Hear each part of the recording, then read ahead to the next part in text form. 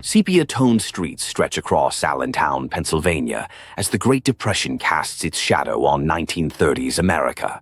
A biting wind rattles the windows of a modest apartment above a struggling Italian grocery. Inside, the Iacocca family faces adversity at every turn. Lee Iacocca, a hopeful immigrant from San Marco dei Cavoti, counts dwindling coins under the harsh glow of a single lamp. The once bustling shop sits quiet, shelves nearly bare, customers scarce. Dreams carried across the Atlantic waver in the face of economic collapse. Young Lee Iacocca, eyes wide with worry, watches his father's silent struggle. He feels the weight of his family's loss, their home, their security, and the fragile hope that keeps them together. At night, Lee hears Nicola's voice, firm, yet gentle, teaching that setbacks are only temporary. When you fall, you get up stronger, echoes through the dim room. Lee sweeps dusty floors, stacks crates, and studies by lamplight, determination simmering in his heart. He listens to his parents' stories of sacrifice and perseverance, learning that dreams survive only through resilience. The music rises as Lee's resolve deepens. He excels in school, driven by a hunger to rebuild what was lost. Within hardship, Lee discovers the power of hard work, faith, and ambition. Visual transitions move from poverty's grip to a spark of hope in his determined gaze. From hardship, a leader was born. In the summer of 1946, as America awoke from the shadows of war, Detroit surged with industrial energy. Factory whistles cut through the morning, and steam rose from the River Rouge complex, where thousands shaped the steel of a new era. Into this landscape stepped a young engineer, Lee Iacocca, his eyes bright and ambitions high, carrying the hopes of his family and the spirit of post-war progress. Fresh from Lehigh and Princeton, Iacocca entered Ford Motor Company with a determination to make his mark. He studied every detail, from the chrome on the cars to the drive of the assembly lines, seeking out opportunities others missed. Where many saw limits, Iacocca saw the chance to connect with a new generation of American drivers. His creativity soon set him apart. In 1956, Iacocca launched the groundbreaking 56 for 56 campaign, offering new Fords for just 56 a month. The bold promotion sparked industry excitement, drove record sales, and established Iacocca as a force within Ford's executive ranks. As Ford's fortunes grew, so did Iacocca's reputation. He pushed boundaries, challenged conventions, and inspired anticipation for his next vision. In Detroit, the mood shifted. Something new was on the horizon, a car designed for youth, freedom, and the open road. The foundation was laid. The seeds of the Mustang revolution were quietly taking root, ready to transform Ford and ignite a new generation's passion for driving. Winter 1963. Inside Ford's corporate tower, tension pulsed beneath fluorescent lights. Lee Iacocca, restless and sharp-eyed, faced a wall of skepticism in the boardroom. Young America wants more than steel and wheels, he urged, voice steady. They want something that sets them free. Let's give them a car that embodies their dreams. A silence followed. One executive tapped his pen, brow furrowed. We can't risk another Edsel. The market isn't proven. Iacocca leaned forward, resolve deepening. If we never take risks, we'll never lead. The Mustang will be our answer to a restless generation. In the design studio, sheets of paper covered tables, sleek sketches, bold lines, scribbled notes. Hal Sperlich wiped sweat from his brow, adjusting blueprints as Iacocca paced between stations, encouraging push harder. Make it unforgettable. Every feature sparked friction. Long hood, short deck, can we afford it? Someone asked. Iacocca replied, it must look fast even when parked. We're building a symbol, not just a car. April 17th, 1964. The Mustang's launch at the World's Fair drew crowds that pressed against showroom glass. Cameras flashed, voices rose in anticipation. Salesmen scrambled as buyers signed contracts. 22,000 Mustangs vanished in one day, breaking every record. Excitement swept through Ford. Iacocca watched, knowing they'd touched the spirit of youth. As the Mustang thundered onto America's roads, one quiet certainty remained. But success creates enemies. The Ford Motor Company boardroom, late 1970s. Sunlight filters across polished wood and faces cast in shadow. Lee Iacocca, sharp-eyed and resolute, sits across from Henry Ford II, whose surname carries history but whose authority is now challenged. Around them, directors shift in their seats, sensing the storm brewing. Iacocca lays out his vision with unwavering confidence: new models, bold marketing, relentless ambition. Ford II, jaw clenched, counters with icy skepticism. Each proposal sparks a duel of egos. Ford's voice is crisp, his words clipped. "We built this company on tradition, Lee," he says. Iacocca meets his gaze, refusing to yield. "We grow by embracing change." Tension crackles. Boardroom discussions become battlegrounds. Allies whisper in corners. Alliances form and dissolve.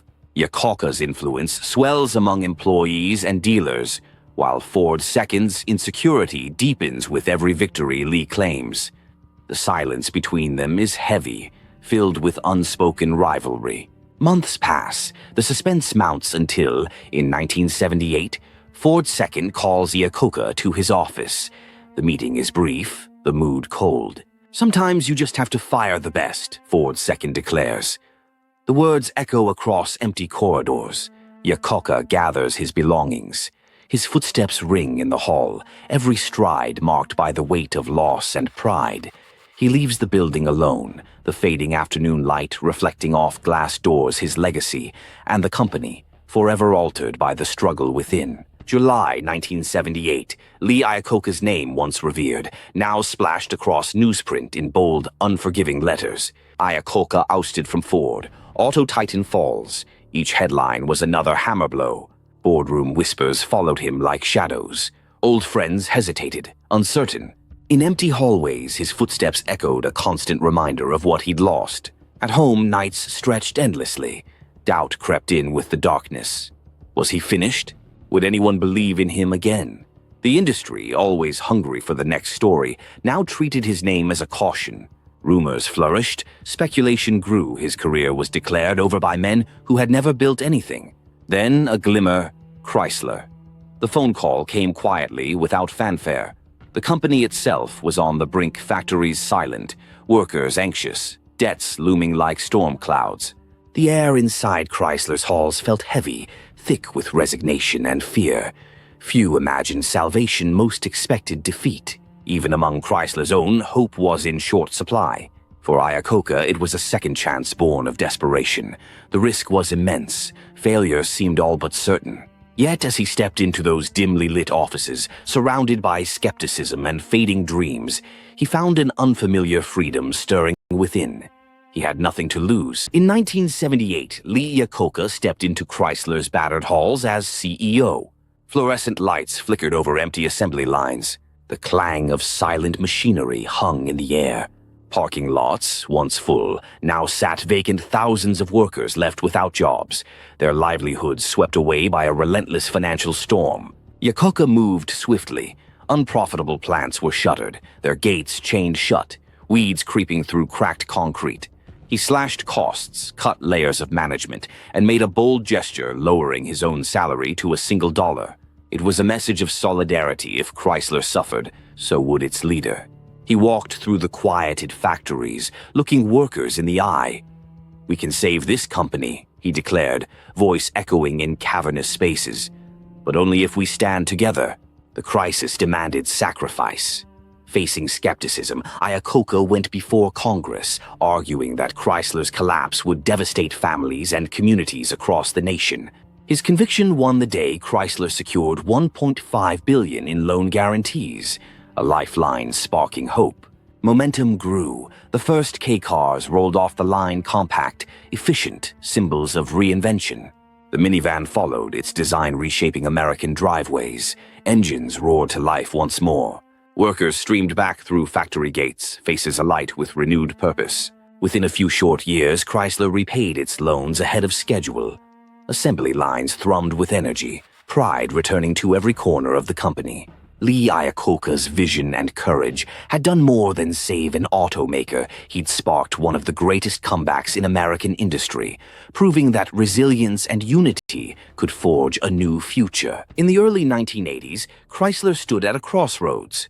The company's survival depended on decisive leadership. "We're not here to follow. We're here to lead. Let's build what families truly need. From this, an unconventional concept emerged, a vehicle designed around real family life. The minivan. With a low floor, front-wheel drive, flexible seating, and space for 7, it reimagined personal transportation. On the factory floor, engineers transformed vision into reality. Skepticism greeted the idea. Some within Chrysler and the wider industry doubted the decision to veer from tradition. People trust sedans and wagons. Is this too radical? But Iacocca persisted. The first Dodge Caravan and Plymouth Voyager rolled off the assembly line innovations shaped by bold thinking. When these vehicles reached American neighborhoods, families quickly embraced them. Children piled in, parents welcomed the versatility, and suburban life shifted. The minivan soon became a staple, valued for its practicality and comfort.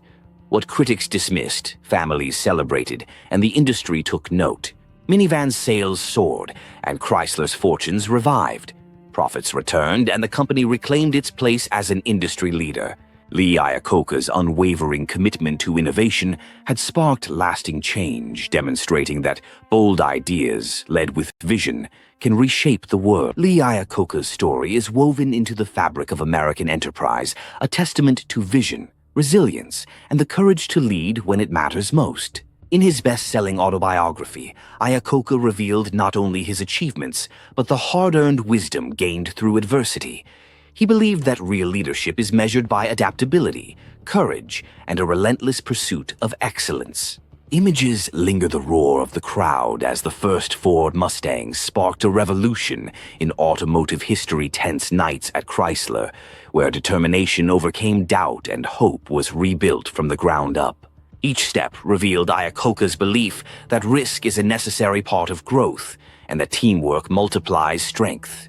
His bold choices rescued Chrysler, preserved thousands of jobs, and reignited confidence in American innovation. Beyond the cars and companies, Iacocca's legacy lives on in the leaders he inspired and the culture of possibility he shaped. He proved that setbacks are not endings, but invitations to rise, adapt, and strive for more. As we reflect on his remarkable journey, let his example remind us greatness is forged in challenge. In a world that often rewards the safe path, choose to be bold. Stand by your vision, trust your team, and let conviction guide you forward. Take Iacocca's lesson to heart when obstacles arise. Take another step. The road to true impact begins with resilience, courage, and the resolve to never give up.